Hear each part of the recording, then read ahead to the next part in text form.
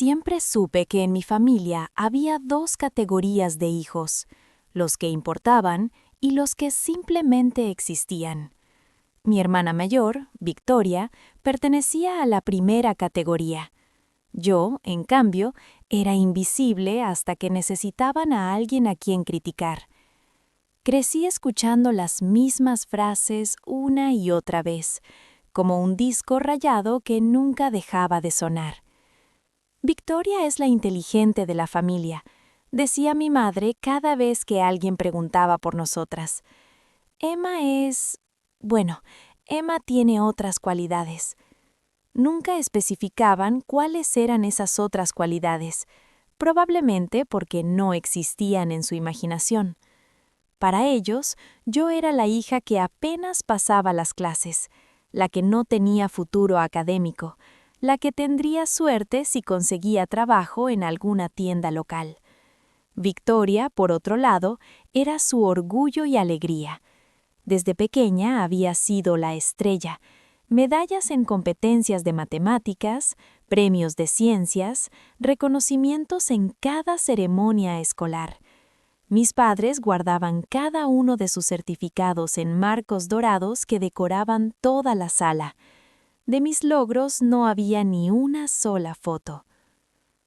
Lo que mi familia no sabía era que yo había aprendido a ser invisible por una razón. Mientras ellos celebraban cada pequeño logro de Victoria, yo estudiaba en silencio en mi habitación, con la puerta cerrada y los audífonos puestos para no escuchar sus risas en la sala. Mientras Victoria disfrutaba de tutores privados pagados por mis padres, yo me quedaba despierta hasta las 3 de la mañana viendo videos educativos gratuitos en Internet y resolviendo problemas de cálculo en cuadernos que escondía debajo de mi cama. Nadie preguntaba qué hacía encerrada tantas horas. Asumían que perdía el tiempo en redes sociales o viendo series. La verdad era mucho más interesante. Durante los últimos 2 años de preparatoria, había construido un expediente académico que rivalizaba con el de cualquier estudiante de élite en el país. Mi promedio era perfecto, 10 en cada materia. Había presentado el examen SAT 2 veces hasta conseguir un puntaje de 1.580 puntos sobre 1.600. Participé en competencias nacionales de ciencias bajo el nombre de mi escuela, no el de mi familia, ganando 3 primeros lugares que nunca mencioné en casa. Solicité admisión a 12 universidades, todas ellas instituciones de prestigio que mis padres consideraban fuera de mi alcance. Pero lo que realmente cambiaría todo estaba por llegar. Una tarde de marzo, mientras mi familia celebraba que Victoria había sido aceptada en la universidad estatal con una pequeña beca de $5,000 anuales, yo recibí un correo electrónico en mi teléfono.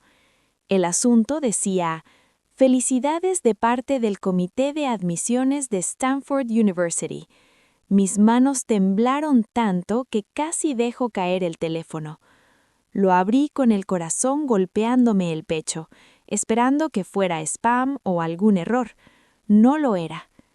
«Estimada Emma Martínez», comenzaba la carta, «es con gran placer que te informamos que has sido seleccionada para recibir la beca completa Knight Hennessy Scholars, valorada en $280,000, cubriendo matrícula, alojamiento, alimentación y gastos personales durante 4 años. Tu expediente académico excepcional y tu ensayo sobre la perseverancia silenciosa nos impresionaron profundamente. Bienvenida a Stanford». Leí esas palabras 5 veces antes de permitirme creerlas.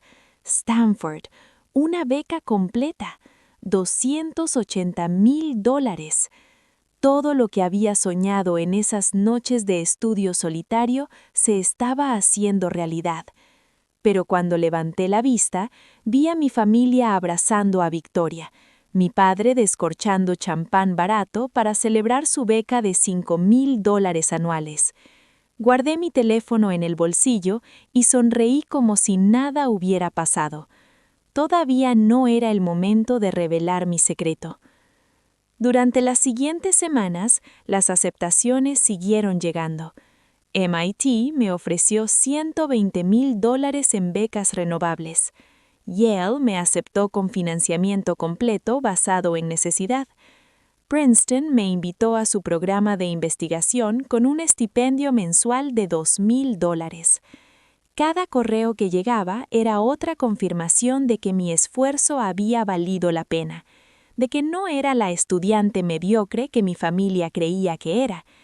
Imprimí cada carta de aceptación y las guardé en una carpeta azul que escondí en el fondo de mi armario, junto con mis cuadernos de estudio y mis certificados de competencias.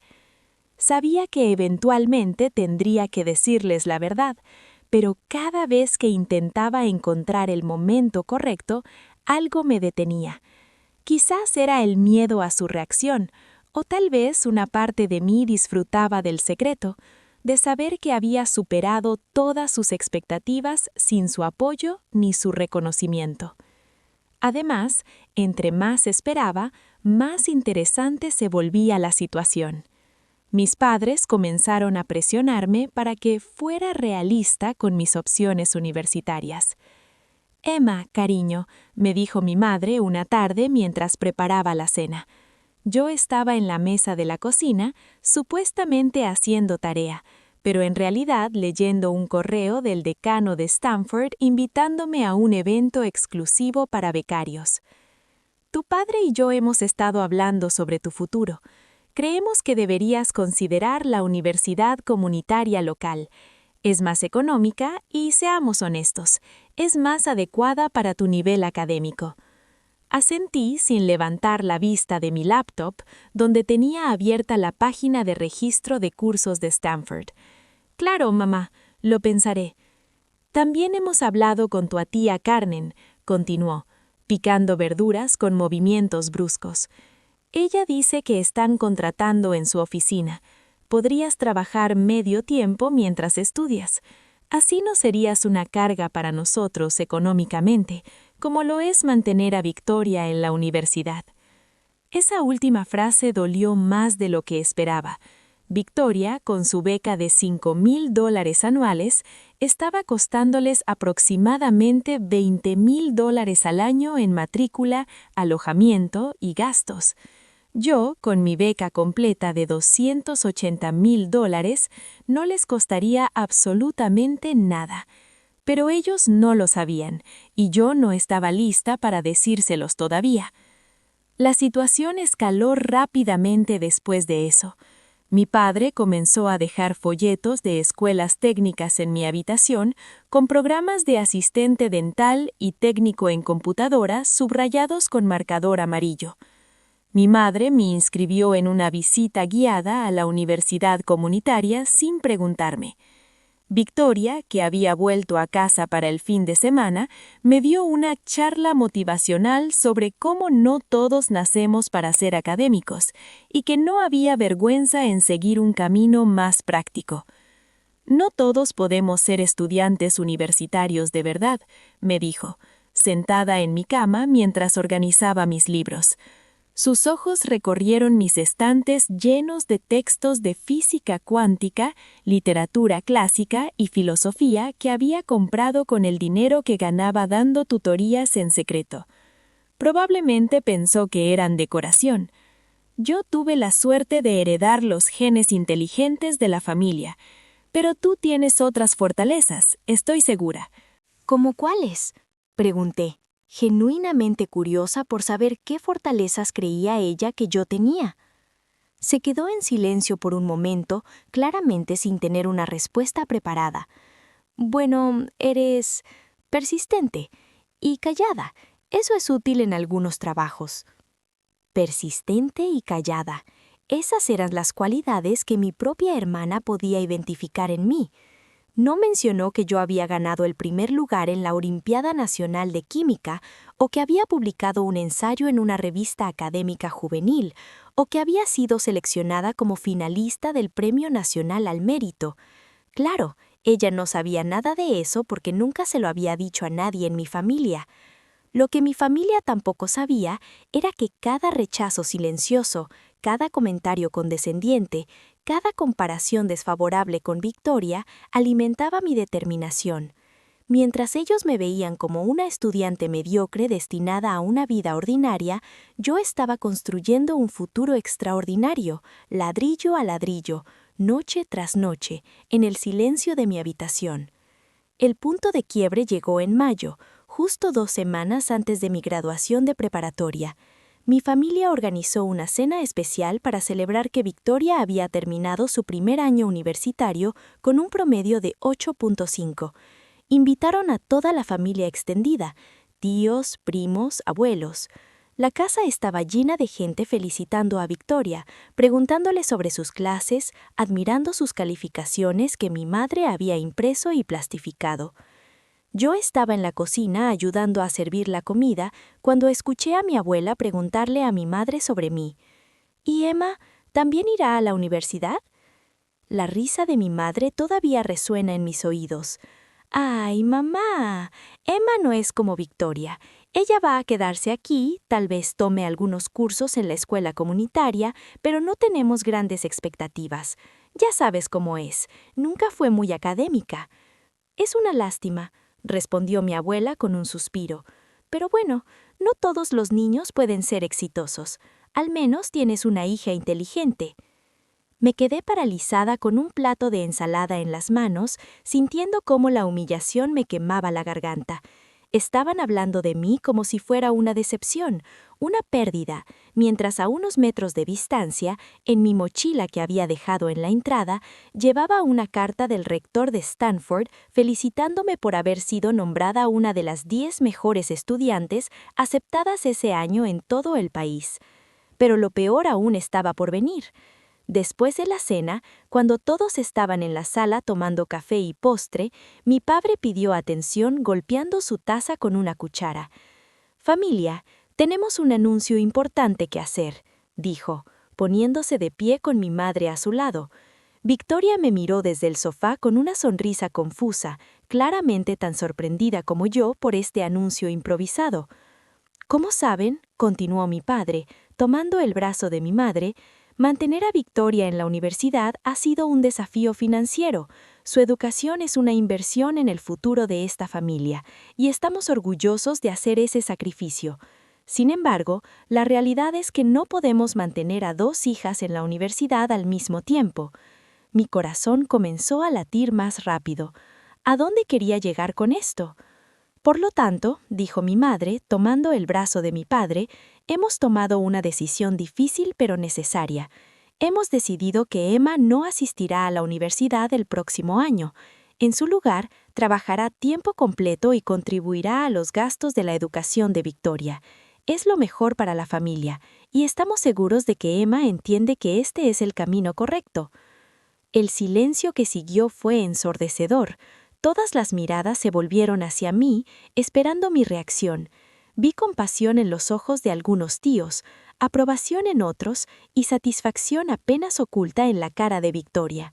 Mis padres me miraban con esa expresión que conocía tan bien, la que esperaban mi sumisión, mi aceptación, mi disposición a sacrificarme por la hija que realmente importaba. Algo dentro de mí se rompió en ese momento. No fue rabia lo que sentí, aunque ciertamente había rabia. Fue más bien una claridad cristalina, una comprensión perfecta de que este era el momento que había estado esperando, el momento para el que me había estado preparando sin saberlo durante años de invisibilidad y estudios secretos. En realidad, dije, mi voz saliendo más calmada de lo que esperaba, yo también tengo un anuncio que hacer. Mi madre me lanzó una mirada de advertencia. «Emma, ahora no es el momento. Podemos hablar de tus sentimientos después». «No», respondí, poniéndome de pie. «Creo que ahora es exactamente el momento perfecto». Caminé hacia la entrada donde había dejado mi mochila, consciente de que todos los ojos me seguían. Mis manos no temblaban cuando saqué la carpeta azul que había guardado durante meses. La abrí y empecé a sacar las cartas una por una, colocándolas en la mesa de centro frente a toda mi familia. Esta, dije, sosteniendo el primer documento, es mi carta de aceptación a Stanford University, donde he sido aceptada en el programa de Ingeniería Biomédica. Esta otra es mi oferta de beca completa Knight Hennessy Scholars, de valor de $280,000, cubriendo el 100% de todos mis gastos durante 4 años. Los rostros alrededor de la sala pasaron de confusión a shock. Mi madre había dejado caer su taza de café, pero no parecía notarlo. Esta, continué, disfrutando cada segundo, es mi aceptación al Instituto Tecnológico de Massachusetts con una beca de investigación de $120,000. Esta es de Yale, ofreciendo mi financiamiento completo más un estipendio mensual de $1,200 para gastos personales. Y esta, mi favorita personal, es de Princeton, donde fui invitada a unirme a su programa de honor con alojamiento prioritario y acceso exclusivo a laboratorios de investigación. Coloqué documento tras documento en la mesa, mi certificado de finalista del Premio Nacional al Mérito, mi carta de felicitación del gobernador por mis puntajes perfectos en exámenes estatales, mis 3 medallas de oro de Olimpiadas Nacionales de Ciencias, mi publicación en la revista de jóvenes científicos y finalmente la pieza de resistencia, una carta del decano de Stanford felicitándome personalmente y describiéndome como una de las mentes más brillantes de su generación. También tengo aquí, dije, sacando otro en sobre, mi reporte de puntajes del SAT, 1580 sobre 1600. Para contexto, el puntaje promedio para admisión en Stanford es 1450 y el de Victoria en su aplicación a la universidad estatal era 1200. Victoria se puso bruscamente de pie, su cara roja de vergüenza y rabia. ¿Cómo te atreves a...? ¿A qué? La interrumpí, mi voz todavía calmada, pero firme. ¿A demostrar que no soy la hija tonta que todos asumieron que era? ¿A probar que mientras ustedes me ignoraban y me subestimaban, yo estaba trabajando más duro que nadie en esta familia? Mi padre finalmente encontró su voz, aunque sonaba estrangulada. ¿Por qué no nos dijiste nada de esto? Me reí, una risa sin humor que sorprendió incluso a mí misma. ¿Por qué habría de hacerlo? Durante años les importó tan poco mi educación que nunca preguntaron sobre mis calificaciones, nunca asistieron a una sola reunión de padres conmigo, nunca notaron los certificados de honor que llegaban por correo y que yo misma tenía que firmar porque ustedes no estaban interesados. Asumieron que era mediocre y yo los dejé creer eso. Pero Emma, intentó mi madre, sus ojos llenos de lágrimas que no me conmovieron ni un poco. Somos tu familia, deberías habernos dicho, estamos tan orgullosos de ti. ¿Orgullosos?, repetí, y esta vez la rabia sí coloreó mi voz. Hace 10 minutos estaban anunciando que habían decidido mi futuro sin consultarme. Hace 1 hora, abuela dijo que era una lástima que yo no fuera exitosa. Hace 1 mes, mamá, me dijiste que la universidad comunitaria era más adecuada para mi nivel académico. ¿Exactamente cuándo decidieron estar orgullosos de mí? ¿Cuándo vieron evidencia de que podría serles útil? Nadie respondió. La sala estaba completamente silenciosa, excepto por el tic-tac del reloj de pared. Para que quede claro, continué, recogiendo mis documentos de la mesa, no necesito ni quiero su apoyo financiero. No necesito ni quiero su aprobación tardía. He sido aceptada en 5 de las 10 mejores universidades del país, todas con becas completas. Estoy recibiendo dinero para asistir a la universidad, no gastándolo. El próximo mes me mudaré a California para comenzar un programa de verano en Stanford, y no espero que ninguno de ustedes me ayude a empacar, me lleve al aeropuerto o siquiera asista a mi graduación de preparatoria la próxima semana. Emma está siendo dramática, intentó Victoria, recuperando algo de compostura. Obviamente estamos felices por ti, pero no tienes que convertir esto en un ataque contra toda la familia. La miré directamente. esta hermana que había disfrutado años de atención, recursos y amor que a mí me fueron negados, y sentí algo cercano a la lástima. Victoria, obtuviste 8.5 en tu primer año universitario con tutores pagados, sin trabajo de medio tiempo y con todo el apoyo emocional y financiero de nuestra familia. Yo obtuve un promedio perfecto de 10 durante toda la preparatoria, mientras trabajaba 20 horas a la semana dando tutorías, mientras estudiaba en secreto y mientras soportaba comentarios constantes sobre mi supuesta falta de inteligencia. No es un ataque, es simplemente la verdad. Me dirigí hacia las escaleras con mi carpeta bajo el brazo, pero me detuve y me volví una última vez. Y para responder a tu pregunta, papá, sobre por qué no les dije nada, quería ver cuánto tardarían en darse cuenta por sí mismos, en preguntarme sobre mis planes, en mostrar aunque fuera un mínimo interés en mi vida, más allá de asegurarse de que no les causara problemas. La respuesta es que nunca lo hicieron. Ni una sola vez en 4 años de preparatoria me preguntaron sobre mis sueños, mis metas o mis aspiraciones. Así que decidí lograrlas sin ustedes. Subí a mi habitación mientras detrás de mí estallaba el caos, voces elevadas, recriminaciones, el sonido de Victoria llorando y mi madre tratando de calmarla. Cerré la puerta y me senté en mi cama, finalmente permitiéndome sentir el peso de lo que acababa de hacer. Mis manos temblaban ahora, la adrenalina del momento desvaneciéndose y dejando una mezcla extraña de alivio y tristeza.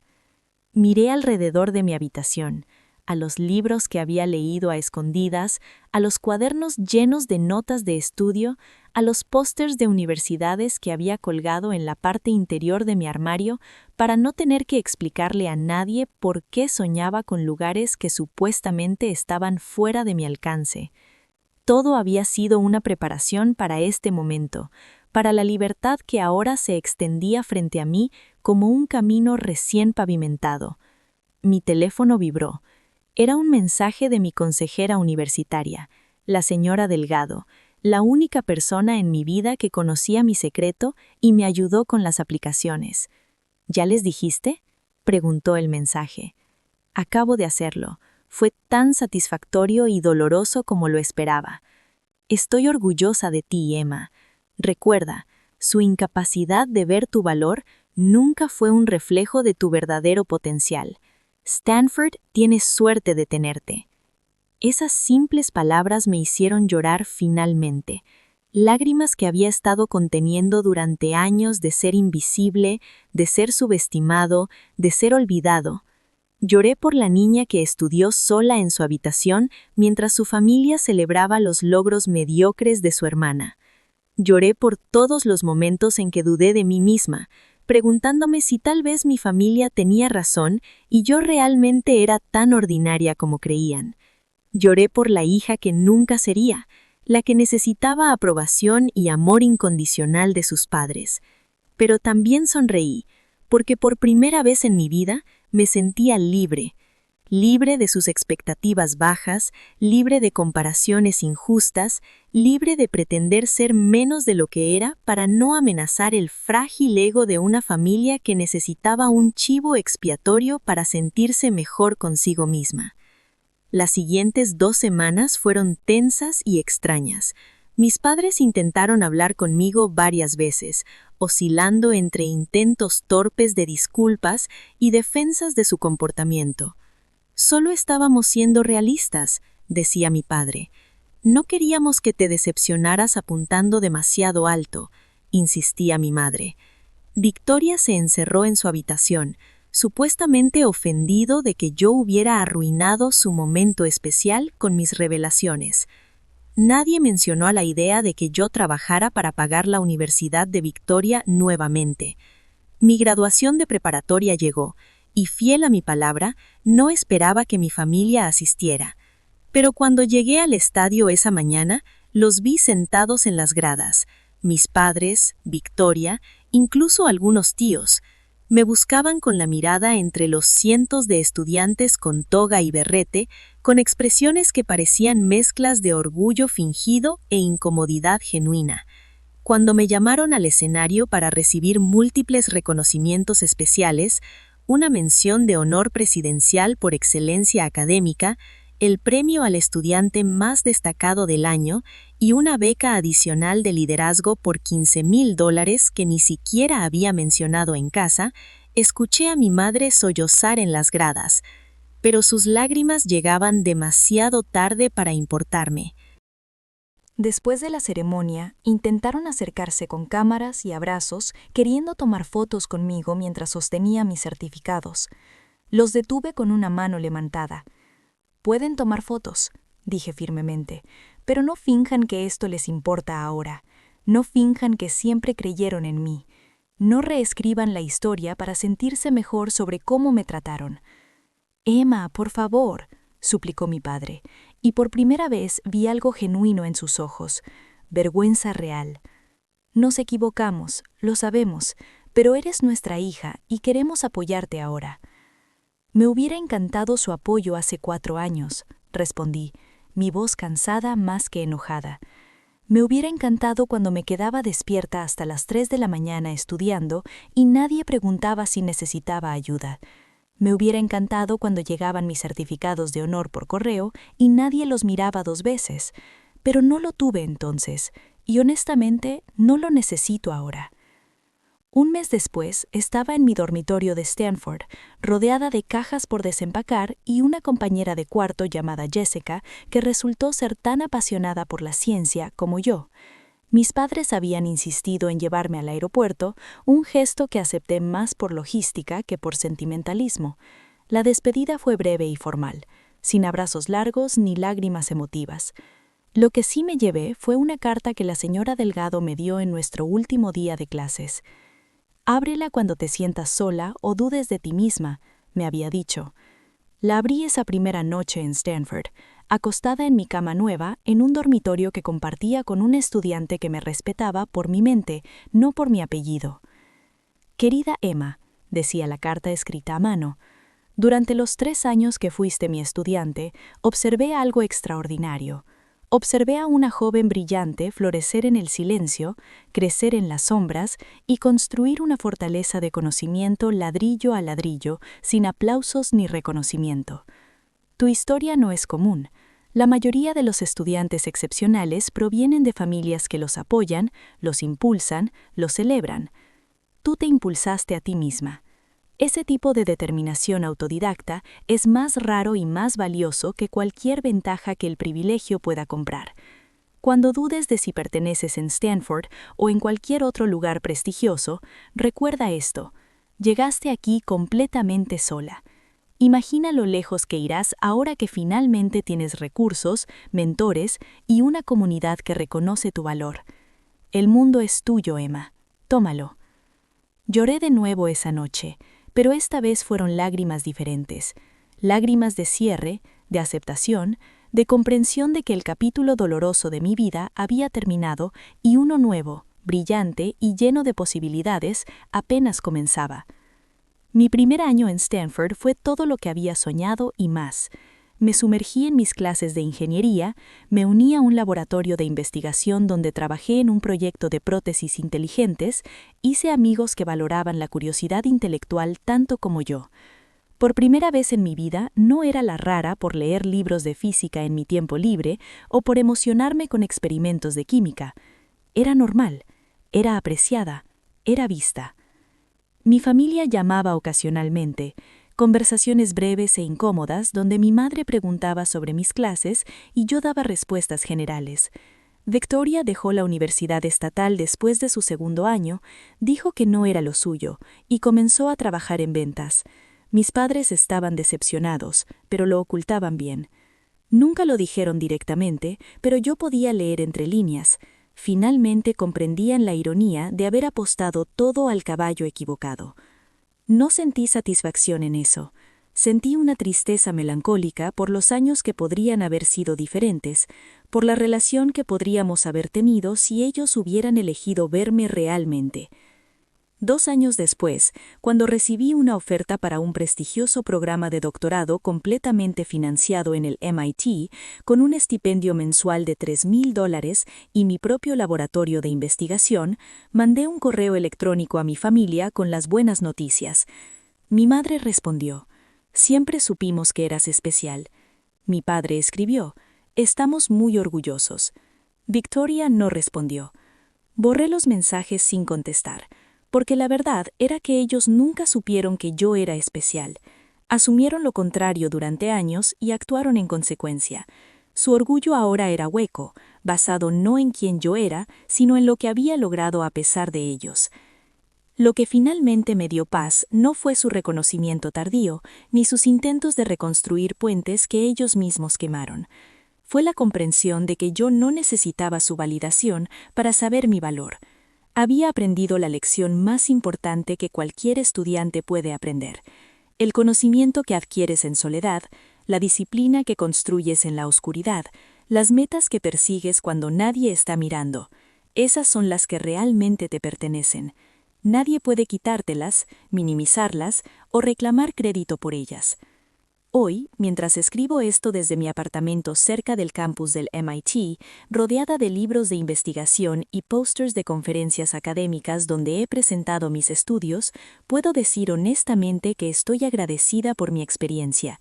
No agradecida por el dolor o la humillación, sino agradecida por la fortaleza que me obligó a desarrollar, por la independencia que me forzó a cultivar, por la prueba viviente de que el valor humano no es determinado por la percepción de otros, sino por la verdad de quiénes somos. Si hay otras chicas leyendo esto, chicas que se sienten invisibles en sus propias familias, que estudian en secreto, que sueñan con futuros que otros consideran imposibles, quiero que sepan algo. Su familia puede estar equivocada sobre ustedes, completamente, dolorosamente equivocada. Y eso está bien, porque al final del día, la única opinión que realmente importa sobre su potencial es la de ustedes mismas. Trabajen en silencio, construyan en la oscuridad, y cuando llegue el momento, cuando hayan acumulado suficiente evidencia de su propio valor que ni siquiera el crítico más duro pueda negarlo, entonces decidan si quieren compartir su éxito con quienes dudaron de ustedes. Yo elegí revelar mi verdad en un momento de máxima hipocresía de mi familia, cuando intentaron tomar decisiones sobre mi futuro como si les perteneciera. Fue satisfactorio, sí, pero también fue doloroso. La validación externa, incluso cuando la obtienes dramáticamente, nunca llena completamente el vacío que dejan años de ser ignorada. Lo que realmente sana ese vacío es el trabajo que haces por ti mismo, las metas que logras en soledad, el personaje en el que te conviertes cuando nadie te está mirando. Esa persona, la que estudia hasta tarde no por reconocimiento sino por amor al conocimiento, la que se levanta después de cada comentario hiriente y decide ser mejor de todos modos, esa persona es inquebrantable. Y esa persona eres tú. Siempre lo has sido.